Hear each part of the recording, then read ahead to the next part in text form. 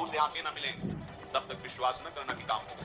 जो भी हम कार्य करें अपने प्रभु को समर्पित करें। कोई भी कर्म, कोई भी यहाँ की वस्तु सब बांधने वाली है। समझो पहले, सब बांधते, कोई भी व्यक्ति सब बांधता है। एक एक वस्तु, एक एक व्यक्ति, एक एक परिस्थिति केवल बांधती है। जो पानी भी पियो तो समर्पित करके, क्यों? क्योंकि उसमें बांध नहीं पाएगा तो मुक्त हो जाओगे। बहुत ध्यान देने होगी बात। शरणागत होकर भजन कर रहे हो, अध्यात्म पर दृष्टि रखें तो चिंता मत करो, आपकी पूर्व कर्म राशि ये भगवान आचार्य नष्ट कर देंगे। कटी कर्म बंधन सुन। पर यदि आप नवीन कर्म फिर वैसे ही कर रहे हैं तो विश्वास मत रखना कि पीछे का और आगे का दोनों जोड़ करके भोगना पड़ेगा। पीछे की कर्म राशि तब नष्ट होती है जब अवलो नशानी अब ना नशे। आज तक किया, आज के बाद चाहे प्राण निकल जाए, आज के बाद नहीं। निहाल हो गए, आज ही निहाल हो गए, आज ही निहाल हो गए। हम तो हम सर्वपापी मुक्त, मेरे सरकार बोल रहे हैं, प्रभु बोल रहे हैं। पर यदि ऐसा नए कर्म भी क्रियमाण भी पापाचरण हो रहा है, फिर नहीं, सिद्धांत काम नहीं, फिर पीछे का लागू हो जाएगा। फिर आप कहोगे कि अध्यात्म में उन्नति नहीं हो रही, कोई लाभ नहीं मिल रहा, कोई सुख नहीं मिल रहा, क्योंकि आप गलती कर रहे हो। चलनी में गैया है और दोष दयु को दे। देखो, आपके पीछे के कर्म प्याज जैसे बदबू वाले हैं, जमा है गोदाम में। ऊपर से यदि केसर और कपूर लाद दिया जाए तो केसर और कपूर की गंध प्याज को नष्ट करके अपना प्रभाव दिखा देगी। नाम जब कीर्तन कथा वार्ता यह है केसर कपूर, लाद दो अपने पूर्व पापों के ऊपर, भगवान नाम का वजन साफ दब जाएगी, उसकी दुष्प्रवृत्तियां नष्ट हो जाएंगी। अगर कहीं वायु का झोंका चले और कपूर खुला रह जाए तो उड़ जाएगा, फिर प्याजे की गंध रह जाएगी।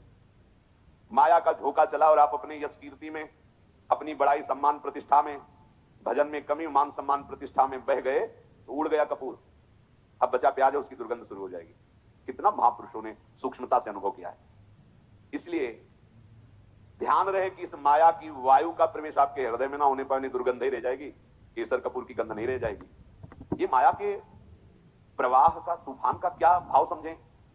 सबसे ज्यादा अहंकार, इसी में सारे दोष आते हैं। मैं तपस्वी हूं, मैं साधक हूं, मैं ज्ञानी हूं, मैं ध्यानी हूं, मैं बड़ा भगत हूं। इस तरह की अगर अध्यात्म मार्ग में कहीं भी कोई भी वृत्ति है तो वो आपकी दुर्वासना जो दबी हुई है उसको उठा ले। मैं बहुत नीच अदम हूं, अगर ये कुछ साधन बन रहा है तो श्री जी की कृपा से बन रहा है, गुरु जी की कृपा से बन रहा है दुर्गंध वाली बातें, पर ऊपर कपूर और केसर है, उसकी दुर्गंध आपके हृदय को परास्त नहीं कर पाएगी। उपासक धीरे धीरे अपने बुरे स्वभाव को, बुरे कर्म को सद्भाव से, अच्छे स्वभाव से दबा देता है। नष्ट नहीं हुआ, नष्ट होता है भगवत साक्षात्कार पर। जब तक प्रभु से आंखें ना मिले तब तक विश्वास न करना कि काम हो गया। यही डर ही डर हरिवंश हित जिनो भ्रमई गुण सलिल पर जी नामन मंगल लोक, क्यों शिव हरिपद भज न विलंब कर। आगे चल करके प्रभु ऐसी ज्ञानाग्नि पैदा कर देंगे कि फिर वो दुर्गंध वाली चीजें ही नहीं रह जाएंगी। इसलिए जितना जीवन है एक बार हम अपने प्रभु को समर्पित करके केवल भजन में लगा। जो भी हम कार्य करें अपने प्रभु को समर्पित करते रहे।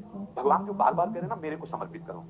भगवान को कुछ चाहिए नहीं। जैसे भगवान कहते हैं यद करोषि, जो तुम करते हो, यद स्नात, जो तुम खाते हो, तो मेरे को समर्पित करो। ये दुलार है। जब हम किसी वस्तु को प्रभु को समर्पित कर देते हैं तो हर वस्तु में बांधने की सामर्थ्य है माया की। कोई भी सड़ी से सड़ी वस्तु में एक माया शक्ति है जो हमें आसक्ति से बांधती है, आसक्ति से। प्रभु कहते हैं मेरे को समर्पित कर दो। जैसे कर्म समर्पित कर दिया, अब कर्म बंधन नहीं रहेगा। भोग समर्पित कर दिया, अब वो प्रसाद हो। प्रभु तुम्हारे भले के लिए कह रहे हैं कि जो प्रभु को समर्पित कर दिया जाता है और निर्विकार हो जाता है। बात समझो। ये भगवान तो कहते हैं कि सब तुम मेरे लिए, अगर नहीं समर्पित करोगे तो दुर्गति को प्राप्त होगे। भगवान तो नाराज होकर बोल रहे हैं। नाराज नहीं, उस वस्तु का प्रभाव है। कोई भी कर्म, कोई भी यहाँ की वस्तु सब बांधने वाली है। समझो पहले, सब बांधते, कोई भी व्यक्ति सब बांधता है। अपने राग से सब मुझे बांधते हैं, अगर प्रतिकूल हुआ तो द्वेष से बांधते हैं। यहां कोई मुक्त करने वाला नहीं है। एक एक वस्तु, एक एक व्यक्ति, एक एक परिस्थिति केवल बांधती है। और हम साधना कर रहे हैं मुक्त होने की। कैसे करें? भगवान करें चुपचाप जो कर्म करो मेरे को समर्पित करो। इसका रहस्य क्या है? वो कर्म तुम्हें बांध नहीं पाएगा। जो पानी भी पियो तो समर्पित करके, क्यों? क्योंकि तुम्हें बांध नहीं पाएगा, तुम मुक्त हो जाओगे। प्रसाद सर्वानंद प्रदान करने वाला होता है। तो हम लोग कहीं ऐसा न समझे कि श्री भगवान कह रहे कि तुम अपना कुछ मत मानो, जो अपना माना हुआ है वो मेरे को समर्पित कर दो, क्योंकि वस्तुता उन्हीं का है, अपना तो कुछ है नहीं। और जब हम ऐसे भाव से चलते तो कोई भी वस्तु, व्यक्ति, स्थान हमें बांध नहीं सकता। जब बांध नहीं सकता तो हमारी स्थिति क्या हो गई? जीवन मुक्त। अब चाहे जैसा पदार्थ हो, चाहे जैसा व्यक्ति हो जाए, वो बांध ही नहीं पाएगा। जब प्रभु को समर्पित जीवन हो गया, अब तुम्हारा जीवन जीवन मुक्त हो गया। इसलिए भगवान बार बार कहते हैं आम सरोभव यज्ञ भोगता, मैं यज्ञों का भोगता हूं, समझ तू, मैं ही भोगता हूं। जैसे आप प्रसाद पा रहे हो, जब हम प्रसाद पाते हैं ना, तो पहले श्री जी को बाहर भोग लगाया, फिर हम एक एक कवल में अंदर लगाते हैं। हृदय रूपी सिंहासन में हमारे प्रियालाल विराजमान है और वो पा रहे हैं एक एक कवल। जो भी खाते पीते हैं हृदय मंदिर में मेरे प्रियालाल विराजमान, वो पा रहे हैं। ये मुख उनके भगवान के लिए, हम भोगता नहीं।